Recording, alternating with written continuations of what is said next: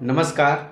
आप सभी YouTube दर्शकों का एक बार फिर से हमारे इस YouTube चैनल में हार्दिक स्वागत है।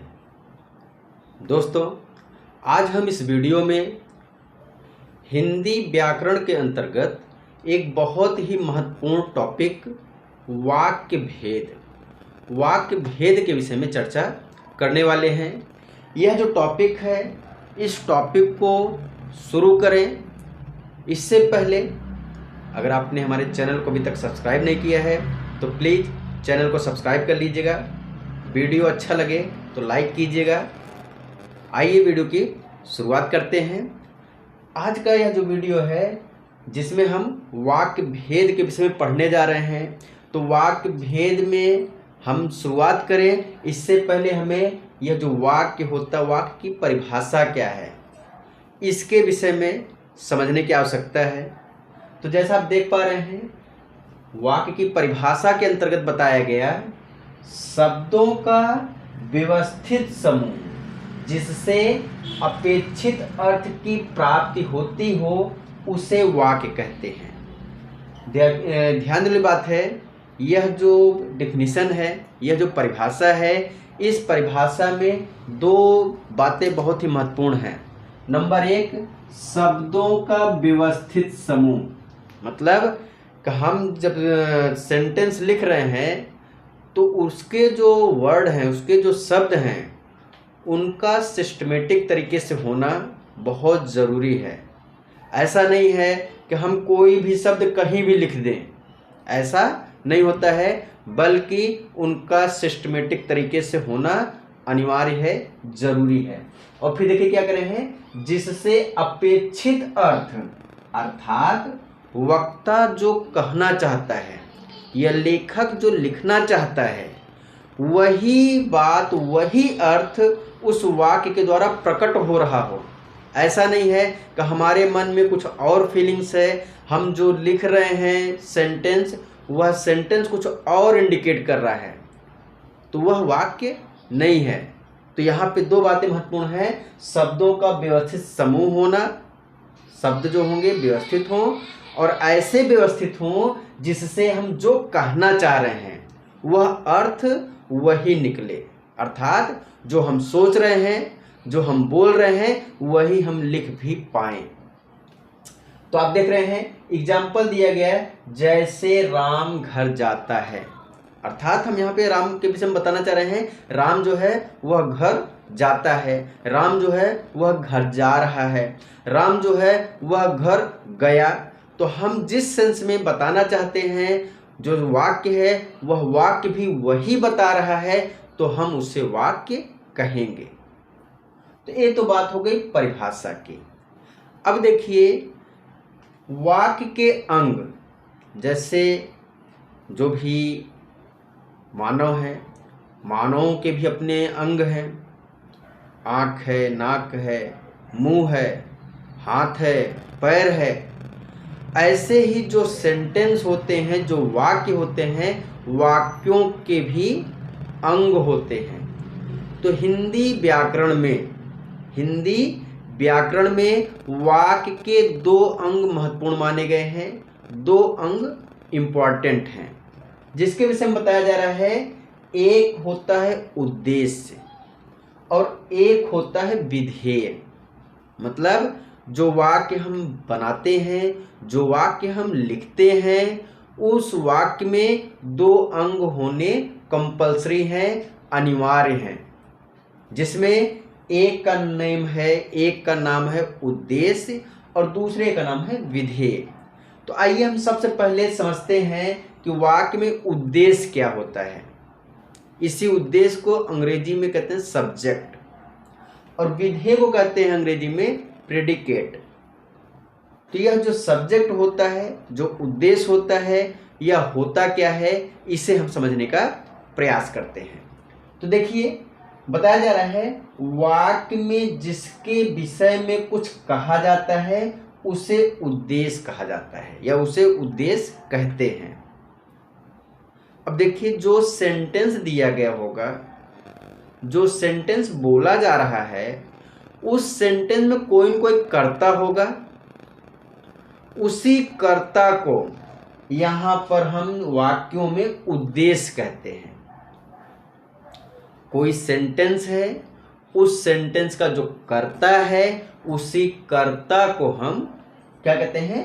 उद्देश्य कहते हैं। जैसे एग्जाम्पल देकर के बताया गया, संस्कार पढ़ रहा है। अब देखिए इस सेंटेंस में किसके विषय में बताया जा रहा है? तो इस सेंटेंस में संस्कार के विषय में बताया जा रहा है। संस्कार पढ़ रहा है, तो हम किसके विषय में बता रहे हैं? कौन है कर्ता? संस्कार है कर्ता। हम संस्कार के विषय में बता रहे हैं।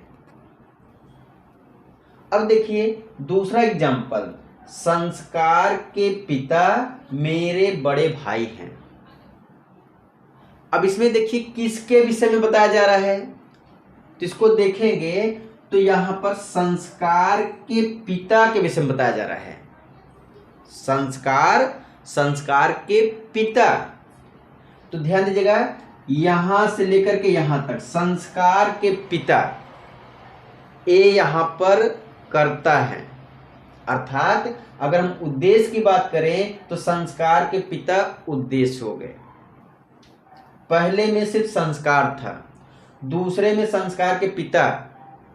तो ये समझने बात यह है, जो कर्ता होता है उस कर्ता का विस्तार भी किया जा सकता है। जैसे आपने इस वाक्य में देखा, कर्ता का विस्तार है संस्कार के पिता।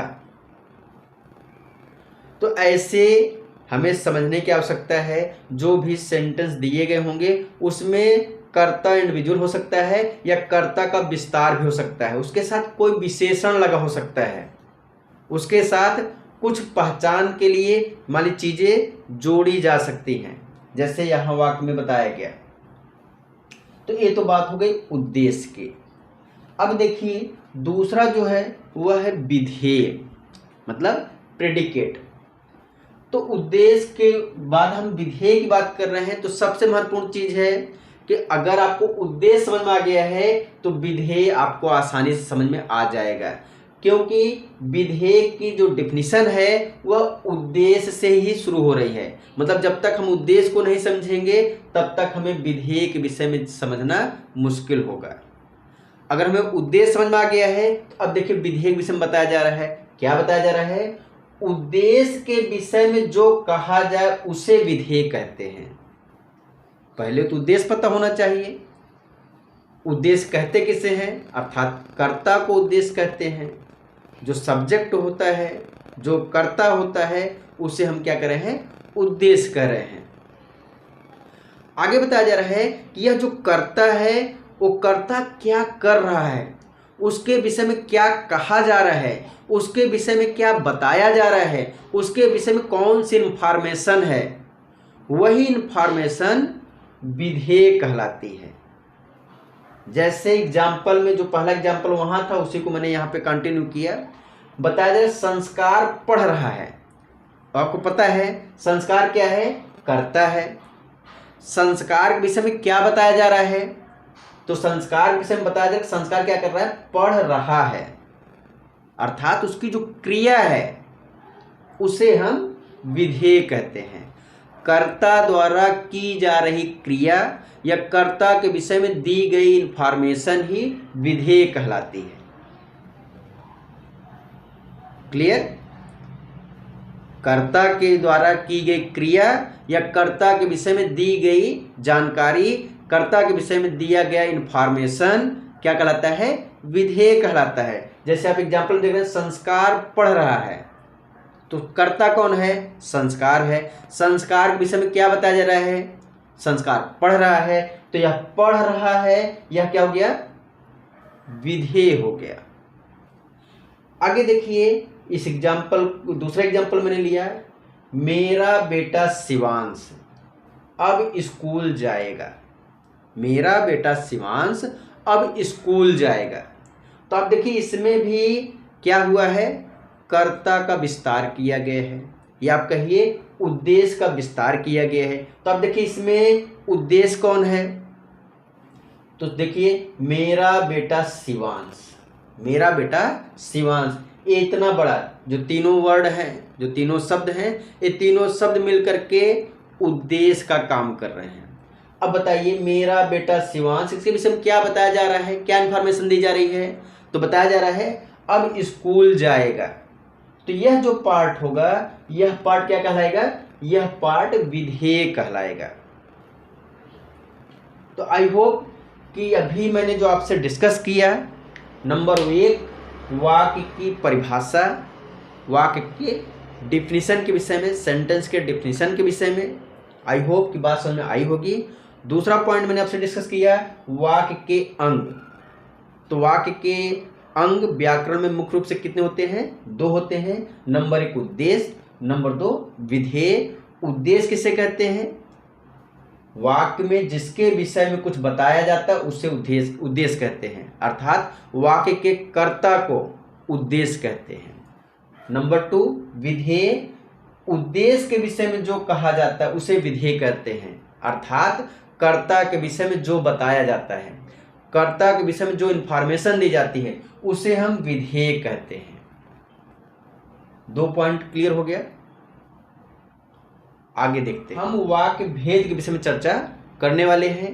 तो देखिए, वाक्य कई प्रकार के होते हैं, लेकिन उन सभी प्रकारों को हम 2 आधार पर विभाजित कर सकते हैं, 2 प्रकार से डिवाइड करके समझ सकते हैं।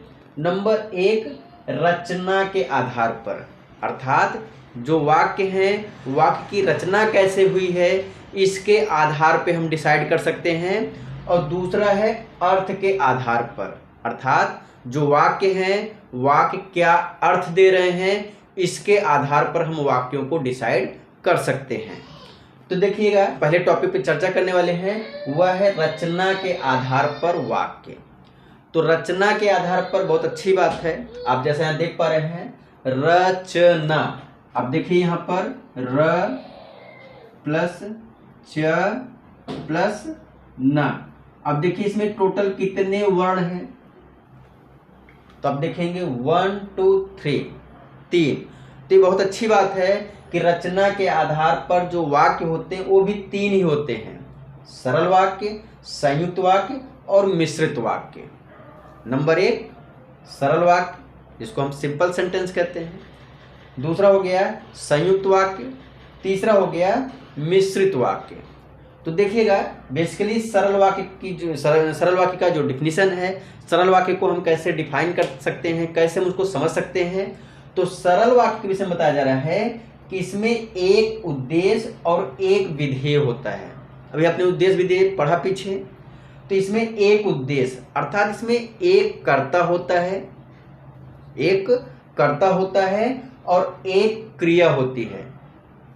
सरल वाक्यों में मेनली एक कर्ता होता है और एक क्रिया होती है, लेकिन ध्यान दीजिएगा, आवश्यकता पड़ने पर कर्ता बढ़ भी सकते हैं, उसमें कोई प्रॉब्लम या कोई बाउंडेशन नहीं है। लेकिन नॉर्मली क्या होता है कि सरल वाक्य में एक उद्देश्य और एक विधेय होता है, ठीक है, अर्थात एक कर्ता और एक क्रिया होती है। लेकिन ध्यान दीजिएगा, नोट करके रखिएगा कि कर्ता बढ़ भी सकता है, उसमें कोई बाउंडेशन नहीं है। दूसरा देखिएगा संयुक्त वाक्य। संयुक्त वाक्य के विषय में बताया जा रहा है कि 2 या 2 से अधिक सरल वाक्य, 2 या 2 से अधिक सरल वाक्य समुच्चयों से जुड़े हों, अर्थात संयुक्त वाक्य में 2 सिंपल सेंटेंस होते हैं, 2 सरल वाक्य होते हैं और वे दोनों सरल वाक्य समुच्चय बोधक अवयवों से जुड़े होते हैं, जैसे और, एवं, तथा, पर, परंतु, किंतु, अतः, इसलिए, या, वरना। ऐसे कुछ समुच्चय हैं, ऐसे कुछ योजक चिन्ह हैं जिनके द्वारा इन 2 सेंटेंसेज को, 2 साधारण वाक्यों को जोड़ा जाता है और इस प्रकार से जोड़ करके बनाए गए नए वाक्य को हम संयुक्त वाक्य कहते हैं। तो संयुक्त वाक्य में 2 सिंपल सेंटेंस को आपस में जोड़ा गया रहता है। तीसरा देखिएगा मिश्रित वाक्य। तो देखिए, मिश्रित वाक्य विषय में बताया जा रहा है एक प्रधान वाक्य और अन्य आश्रित उपवाक्य हों, मतलब ऐसे वाक्य जिसमें एक प्रधान वाक्य हो, दूसरा जो होगा वह एक दूसरे पर एक प्रकार से क्या है, आश्रित है। मतलब कि इनमें अन्योन्याश्रित का संबंध होता है, वे एक दूसरे के ऊपर डिपेंडेंट होते हैं। तो ऐसी कंडीशन में जो वाक्य होता है उसे हम मिश्रित वाक्य कहते हैं। तो मैंने आपको एक बेसिकली एक सामान्य तरीके से सरल वाक्य का डेफिनेशन, संयुक्त वाक्य का डेफिनेशन, मिश्रित वाक्य का डेफिनेशन मैंने बताने का प्रयास किया।